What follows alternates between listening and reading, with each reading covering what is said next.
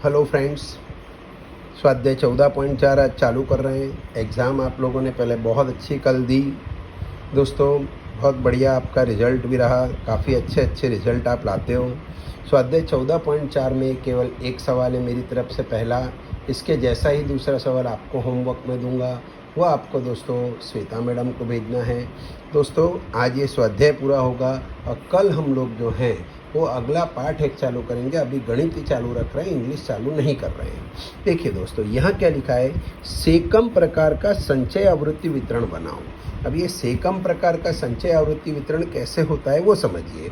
Caecum प्रकार का संचय आवृत्ति, अब ये मध्यस्थ माध्यक ज्ञात नहीं करना है, अब खाली लिखा है संचय आवृत्ति वितरण। ये कैसे बनाते हैं तो आपको यहाँ पर लिखना है सेकम, ठीक है, क्योंकि संचय आवृत्ति वितरण है इसलिए यहाँ पर लिख देने का संचय आवृत्ति।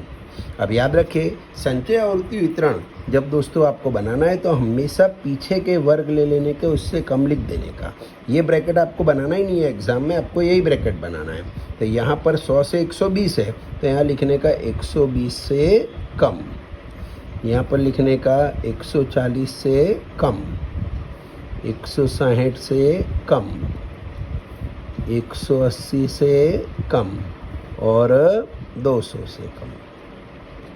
दोस्तों अब संचय आवृत्ति वितरण है तो पहली आवृत्ति तो वही की वही आएगी।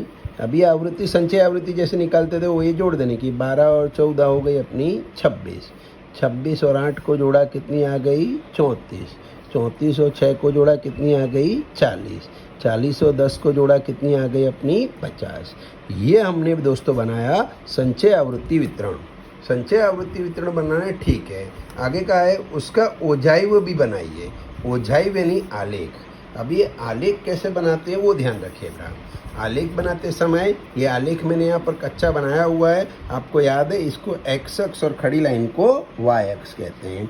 यहाँ जहाँ दोनों अक्ष मिलते हैं उसको उद्गम बिंदु 0 कहते हैं। एक्स अक्ष पे हमेशा बेटा वर्ग सीमा बिंदु लेते हैं, याद रखना होगा आपको।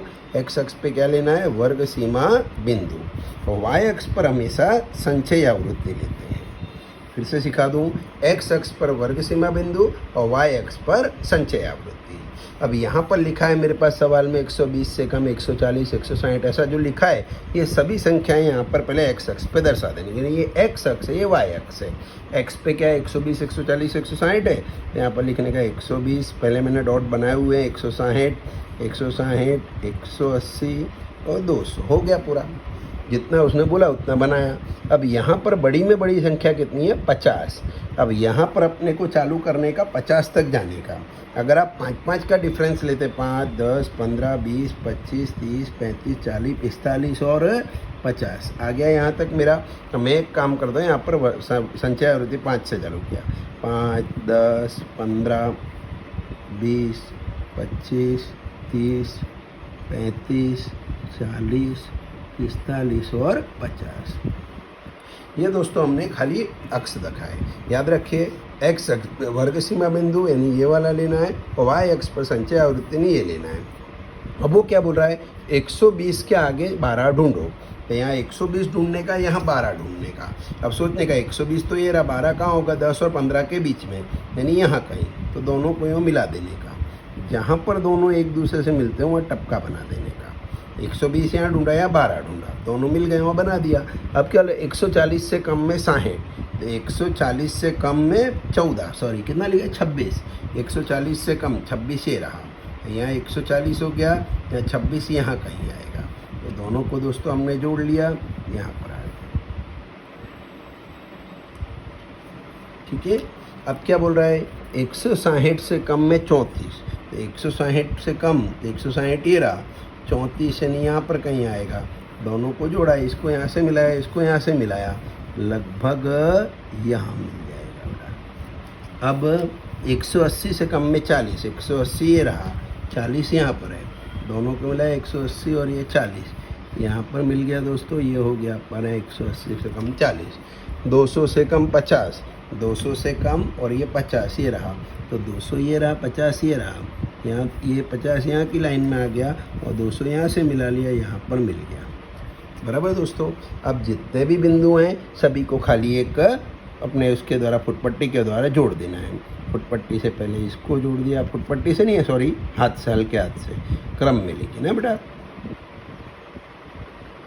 ये आपका उज्जायी वक्र तैयार हो चुका है। अभी इसमें लिखा है माध्यक ज्ञात करना, वो दोस्तों अपने आलेख पर से सीखना होगा, उसको हम क्लास में सीखेंगे।